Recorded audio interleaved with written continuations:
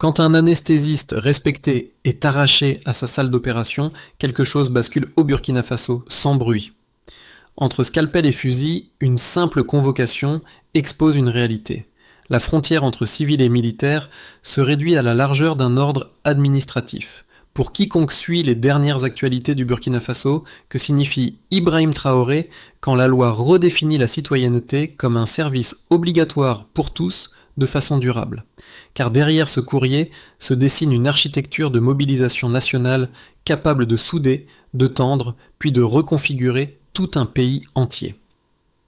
Ce récit propose une lecture structurée d'un basculement discret mais déterminant au Burkina Faso, en s'appuyant uniquement sur les faits observables et leurs enchaînements.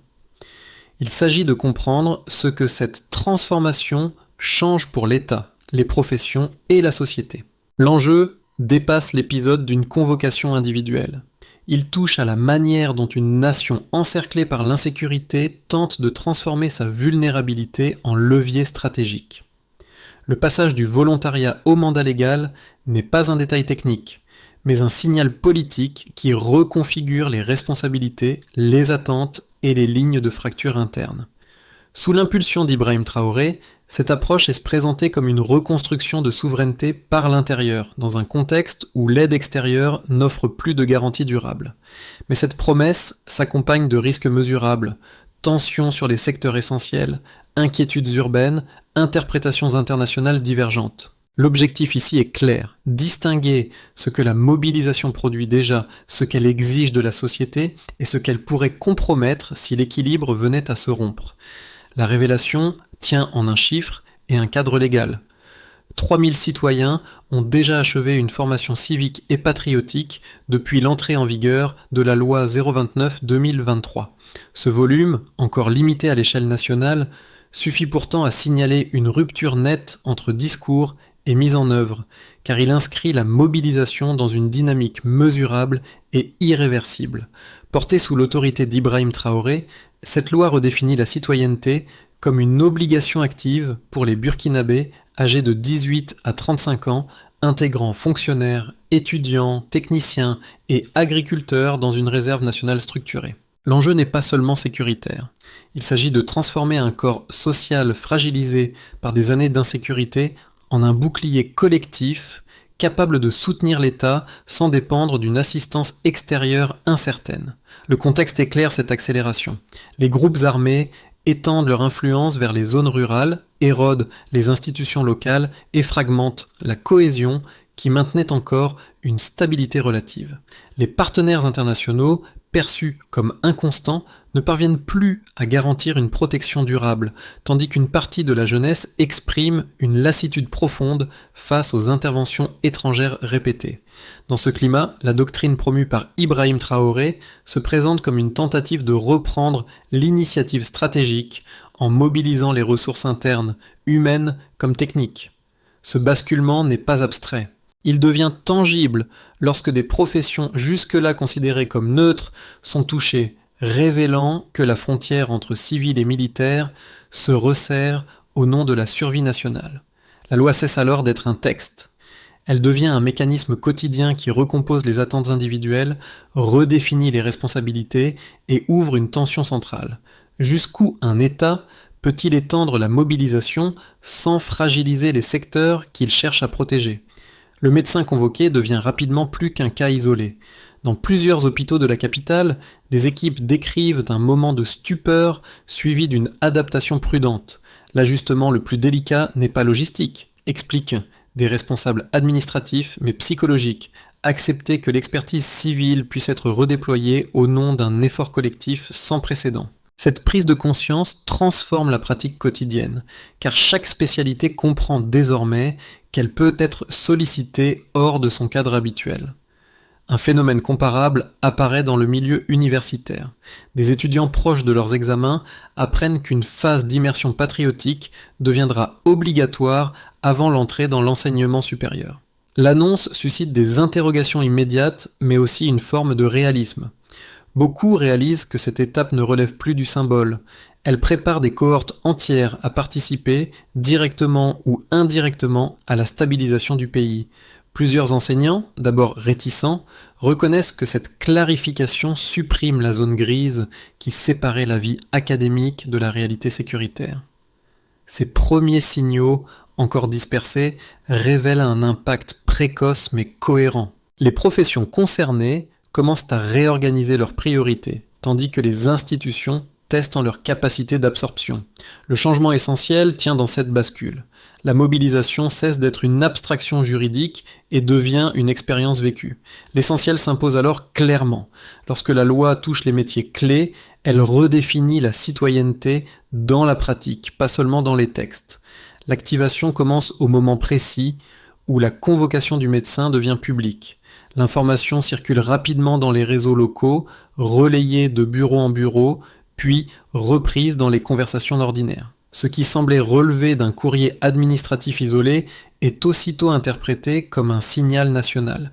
La loi cesse d'être un texte distant, elle s'incarne dans un métier jugé indispensable. La surprise domine les premières réactions, car beaucoup comprennent que l'annonce ne vise pas un individu, mais qu'elle révèle une orientation stratégique assumée.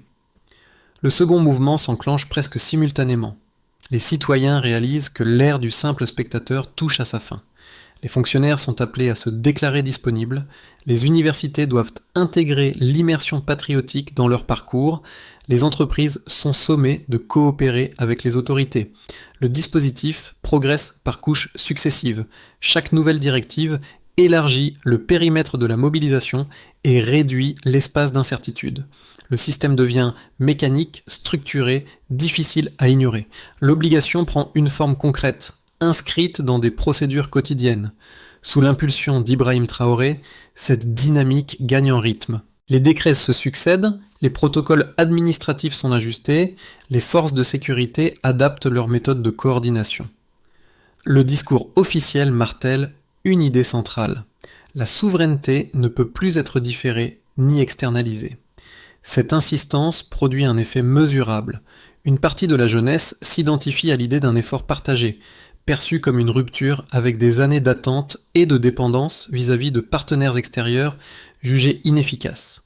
Le message trouve un écho dans un contexte de lassitude généralisée. Le point culminant se forme dans les camps d'entraînement, notamment à Kaya. L'atmosphère y surprend même des instructeurs expérimentés. Les recrues ne manifestent pas la résignation anticipée. Elles expriment au contraire une loyauté affirmée et un moral en hausse. Les témoignages convergent. Beaucoup considèrent leur engagement comme un moment historique, estimant que la défense nationale ne peut plus reposer sur des acteurs extérieurs. Cette perception confère à la mobilisation une intensité symbolique inattendue et renforce la cohésion interne des groupes formés. La rémanence apparaît dans les centres urbains. Les professionnels redoutent des réaffectations imprévues, les familles s'inquiètent de la continuité des services essentiels et quelques individus choisissent de quitter discrètement le pays. Ce mouvement reste limité en volume, mais il génère une résonance politique amplifiée par les médias étrangers. Les récits externes évoquent la pression et la contrainte, tandis que l'expérience interne demeure plus nuancée, oscillant entre adhésion, prudence et inquiétude. Face à ces tensions, l'État réagit. Les obligations sont réaffirmées, l'évitement devient sanctionnable, mais le ton officiel privilégie la responsabilité collective plutôt que la stigmatisation. Cette posture renforce la légitimité perçue du dispositif auprès des recrues. La mobilisation s'auto-entretient alors, portée par une combinaison de contraintes légales et de reconnaissance symbolique. La séquence révèle ainsi comment une décision administrative initiale se transforme en un processus national structurant, dont les effets dépassent largement l'événement déclencheur. Le socle chiffré présenté par les autorités permet de passer d'un récit politique à une évaluation mesurable. 3000 citoyens ont déjà terminé une formation civique et patriotique depuis la mise en œuvre du dispositif. Ce nombre, pris isolément, peut sembler modeste à l'échelle nationale. Il devient significatif lorsqu'il est lu comme un delta, le passage d'un stade expérimental à une phase opérationnelle continue. Autrement dit, la mobilisation n'est plus une intention, mais une capacité en croissance. Un second indicateur affine cette lecture. 2000 fonctionnaires ont participé à une immersion structurée visant à aligner les pratiques administratives avec les priorités sécuritaires. L'objectif n'est pas de militariser les métiers, mais d'uniformiser la compréhension des responsabilités collectives. Le gain mesuré se situe moins dans la force déployée que dans la coordination. Des services civils qui partagent un langage commun et des protocoles compatibles réduisent les frictions internes, ce qui accélère la réponse de l'État dans un contexte de crise prolongée. Le troisième chiffre éclaire la dimension non militaire du programme. Plus de 600 stagiaires ont été formés dans des métiers techniques essentiels, menuiserie, mécanique, réparation énergétique. L'interprétation est déterminante. Ces formations répondent à des besoins immédiats dans des zones fragilisées par l'insécurité, où les infrastructures ont souffert d'années de pression. Le volume reste limité, mais il signale une orientation stratégique. La mobilisation vise aussi la réparation territoriale, pas seulement la défense armée. Pris ensemble, ces trois ensembles de données dessinent une trajectoire cohérente. Le baseline correspond à une administration fragmentée et à des capacités techniques insuffisantes. Le delta montre une montée en puissance progressive, articulant contraintes légales et réaffectation ciblée. Sous l'autorité d'Ibrahim Traoré, les chiffres sont utilisés comme des amplificateurs de doctrine. Ils montrent une progression contrôlée plutôt qu'une mobilisation aveugle, et permettent d'argumenter que chaque profession peut être orientée vers une mission compatible avec ses compétences. Cette lecture n'efface pas les tensions. Les critiques soulignent que des chiffres positifs peuvent masquer des fragilités latentes, notamment la saturation de secteurs clés si les réaffectations s'intensifient. Les départs isolés vers l'étranger, bien que minoritaires, rappellent que la contrainte légale a un coût social. Cependant, les données internes indiquent une tendance inverse chez une partie de la jeunesse qui perçoit sa participation comme une première occasion d'agir dans un projet national concret plutôt que de subir des décisions éloignées de sa réalité. La valeur des chiffres tient donc à leur double fonction. Ils servent d'outils de pilotage pour ajuster le dispositif en temps réel et de terrain d'interprétation où se confrontent stabilité, risque et ambition politique. Alignés avec la vision portée par Ibrahim Traoré, il ne prouve pas encore la réussite du modèle, mais atteste qu'il produit des effets observables. Dans un environnement marqué par l'incertitude, cette capacité à mesurer et à corriger devient elle-même un indicateur central de viabilité. Deux lectures s'affrontent autour de la mobilisation nationale. La première, largement relayée par des observateurs internationaux, y voit un glissement préoccupant vers une militarisation diffuse de la société. Selon cette analyse, l'extension du service obligatoire à toutes les professions brouille durablement la frontière entre civils et militaires. Elle risquerait d'affaiblir des secteurs essentiels, comme la santé ou l'éducation, en exposant leurs compétences à des réaffectations imprévisibles. Les départs discrets de certains professionnels, la pression ressentie par les familles urbaines et l'inquiétude des employeurs sont invoqués comme signaux avant-coureurs d'une tension structurelle susceptible de s'amplifier. La seconde lecture défend au contraire l'idée d'un cadre rationnel, imposé par une insécurité prolongée et l'échec perçu des garanties extérieures. Dans cette perspective, la mobilisation ne retire pas mécaniquement les compétences de leur environnement naturel.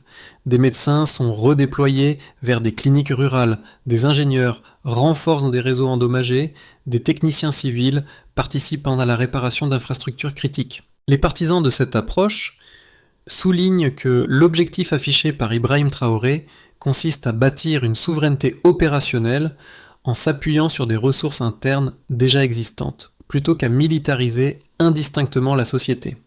La réponse argumentée se situe dans les faits observables.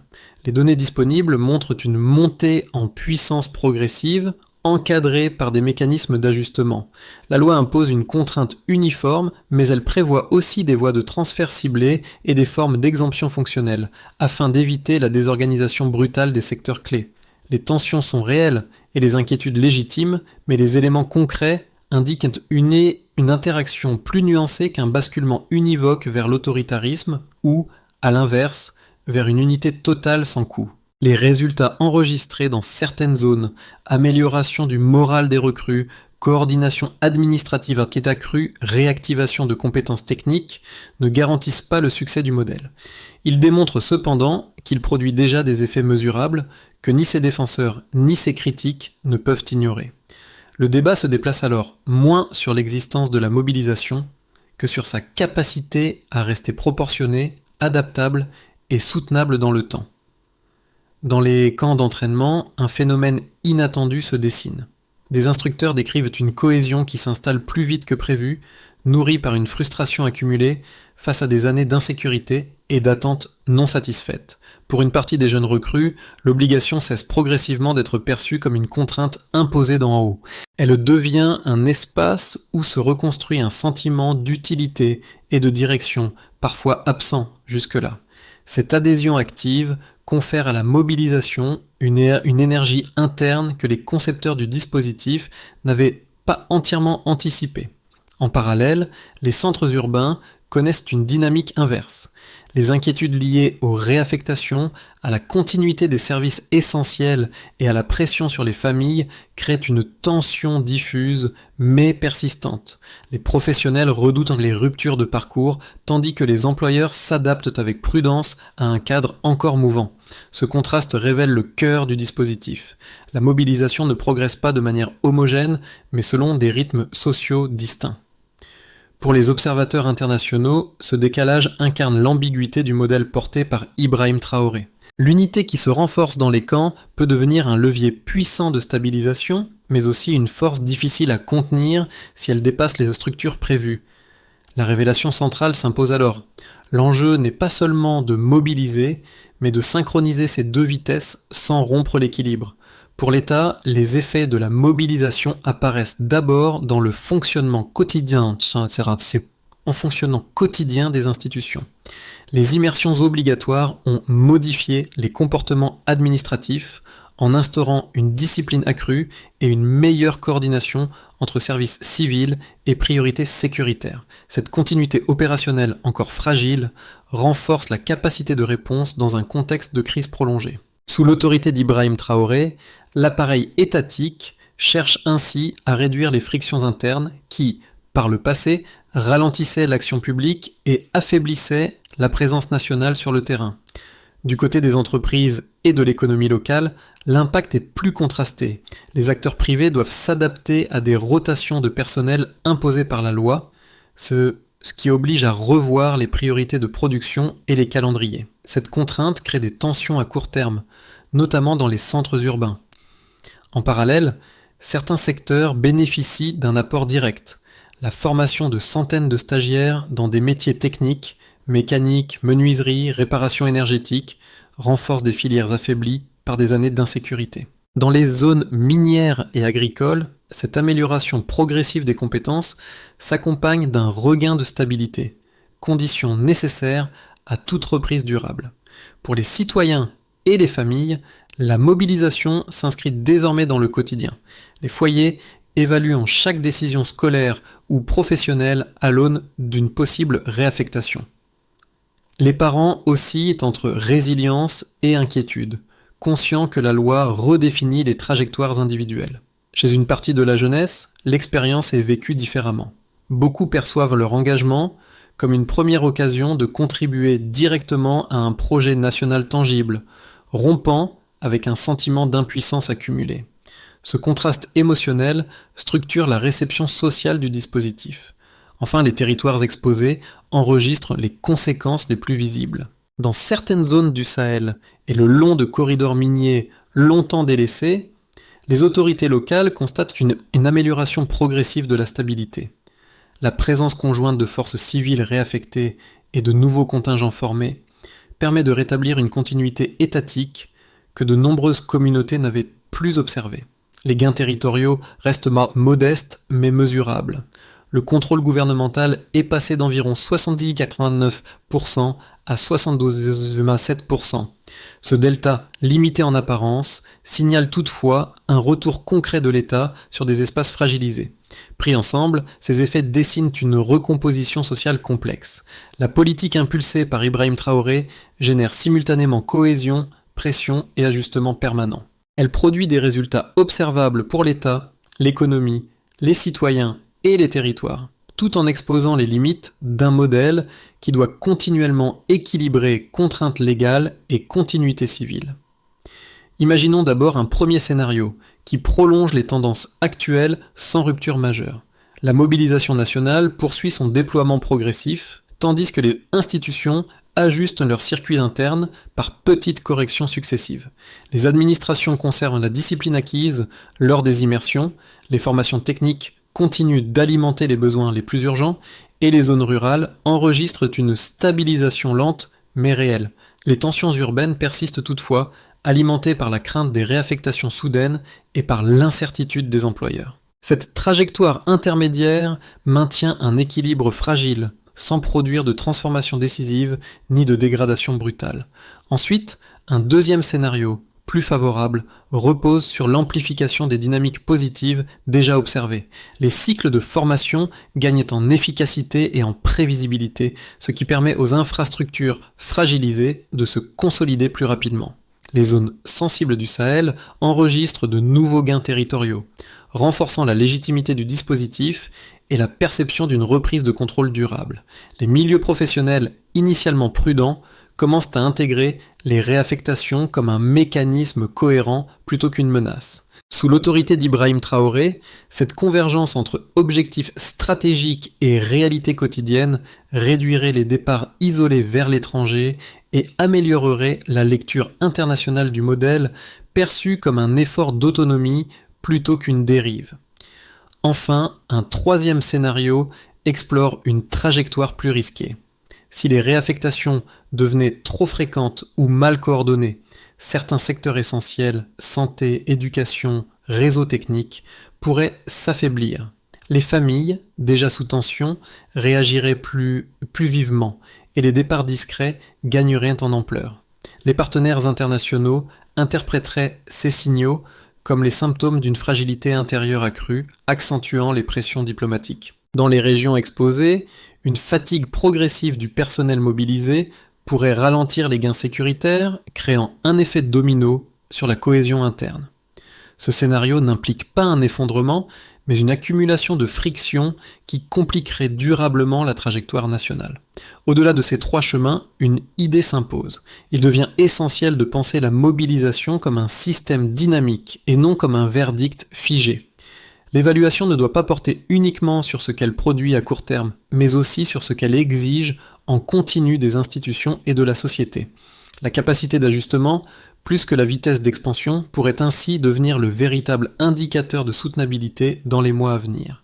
Pour les familles, la mobilisation nationale se manifeste avant tout comme une réorganisation du quotidien. Les décisions scolaires, professionnelles et parfois résidentielles sont désormais évaluées à l'aune d'une possible réaffectation. Les parents expriment un mélange de résilience et de prudence, conscients que la loi inscrit l'incertitude dans la durée. Cette présence de l'État dans la sphère domestique transforme les conversations ordinaires et redéfinit la manière dont les foyers anticipent l'avenir proche, sans pour autant produire une adhésion uniforme. Les professionnels se situent au croisement de deux logiques. D'un côté, ils doivent maintenir la continuité des services malgré des rotations imposées et des ajustements administratifs répétés. De l'autre, ils reconnaissent que l'immersion civique modifie durablement la culture interne des institutions. La discipline acquise renforce l'efficacité opérationnelle, mais elle soulève aussi des interrogations persistantes sur la frontière entre devoir civil et participation au dispositif national. Cette ambivalence alimente une vigilance constante, particulièrement marquée dans les centres urbains. Les jeunes engagés dans les camps vivent une expérience différente. Beaucoup perçoivent leur participation comme une occasion rare de contribuer directement à la stabilité d'un pays fragilisé par des années d'insécurité. La cohésion observée sur le terrain nourrit un sentiment d'utilité et d'appartenance qui contraste avec les inquiétudes urbaines.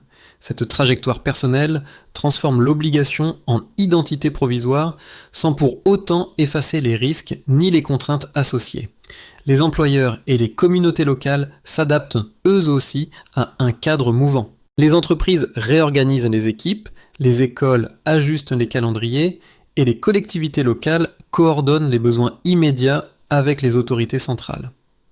Sous l'autorité d'Ibrahim Traoré, cette recomposition vise à préserver la continuité civile tout en répondant à des impératifs sécuritaires pressants. Ces perspectives montrent que la mobilisation ne produit pas un consensus, mais une pluralité de rapports émotionnels et pratiques. Comprendre ces écarts devient essentiel pour évaluer la soutenabilité du dispositif, au-delà des chiffres et des intentions. Pour commencer, la première étape consiste à renforcer la coordination entre institutions civiles et structures de défense. Les administrations doivent consolider les circuits de remontée d'informations afin d'ajuster les réaffectations au plus près des besoins réels. Cela implique une cartographie actualisée des compétences disponibles, un calendrier partagé des périodes critiques et un indicateur simple. La stabilité fonctionnelle des services essentiels, notamment la santé, l'éducation et les réseaux techniques. Puis la deuxième étape porte sur la formation et l'immersion civique. Les autorités sont appelées à privilégier des cycles plus courts mais plus fréquents, capables d'absorber des volumes variables de participants sans désorganiser les institutions. Le suivi par cohorte permet de mesurer précisément l'impact des compétences acquises sur les infrastructures fragilisées. La progression des filières techniques devient ici un marqueur clé de l'efficacité du dispositif. Ensuite, la troisième étape concerne les zones rurales et les territoires sous pression. Les autorités locales doivent travailler avec des unités de coordination pour déployer les compétences civiles là où les besoins sont immédiats. La standardisation des procédures réduit les retards et facilite la continuité des services dans les villages, indicateur central de résilience territoriale. Et enfin, la quatrième étape vise la gestion des tensions urbaines. Une information claire et régulière sur les rotations et les exemptions fonctionnelles peut atténuer l'incertitude qui alimente les inquiétudes familiales et les départs isolés. L'efficacité se mesure par la stabilisation des effectifs et la baisse des demandes d'évitement. Et pour finir, il s'agit de maintenir un discours unifié autour de la doctrine portée par Ibrahim Traoré, en rappelant que la mobilisation reste un système adaptatif. L'indicateur décisif devient alors la capacité du dispositif à préserver simultanément cohésion sociale, continuité civile et progression sécuritaire. Le parcours qui semblait commencer par la convocation d'un médecin isolé révèle, à ce stade, une transformation bien plus profonde que l'épisode qui l'a déclenché. L'image du scalpel, posée à côté du fusil, devenue symbole involontaire du pays, continue de traverser les débats parce qu'elle condense une tension centrale, celle entre compétences individuelles et responsabilité collective. Ce contraste, simple en apparence, résume une réalité plus complexe où chaque citoyen est progressivement invité à redéfinir sa place dans un dispositif national élargi. Dans les témoignages recueillis, ce motif revient avec insistance. Il rappelle que la société ne se réorganise pas uniquement par décret, mais par la manière dont les individus acceptent, négocient ou contestent le rôle qui leur est assigné. Les zones rurales comme les centres urbains portent encore l'empreinte de ce moment fondateur, et les institutions ajustent en permanence leurs mécanismes pour contenir la pression qui en découle. Rien n'est figé, tout demeure en mouvement. Sous l'autorité d'Ibrahim Traoré, la mobilisation nationale apparaît désormais comme une architecture vivante, faite de discipline, d'adhésion partielle et d'inquiétude persistante. Cette ambiguïté n'est pas un défaut secondaire. Elle constitue peut-être la vérité la plus intime du pays à cet instant précis. Une évolution façonnée autant par l'espoir que par la crainte et maintenue par un équilibre instable. Et, comme un dernier repère, une phrase s'impose alors. La cohésion a un prix, mais l'inaction en a un autre. La mobilisation nationale qui se déploie aujourd'hui ne peut être réduite à un décret, ni à un simple choix politique. Elle s'inscrit déjà dans les foyers, les ateliers, les salles de classe et les villages où l'État réapparaît de manière concrète. Chaque citoyen, qu'il se sente porté par cette dynamique ou qu'il l'observe avec inquiétude, participe à une transformation qui redéfinit le rapport entre sécurité, devoir et quotidien. Cette réalité explique pourquoi le débat ne peut rester abstrait ni extérieur aux expériences vécues. Pour les observateurs, l'enjeu devient alors moins de juger que de comprendre les mécanismes à l'œuvre. Comparer les effets, suivre les ajustements et confronter les lectures permet de dépasser les récits simplificateurs.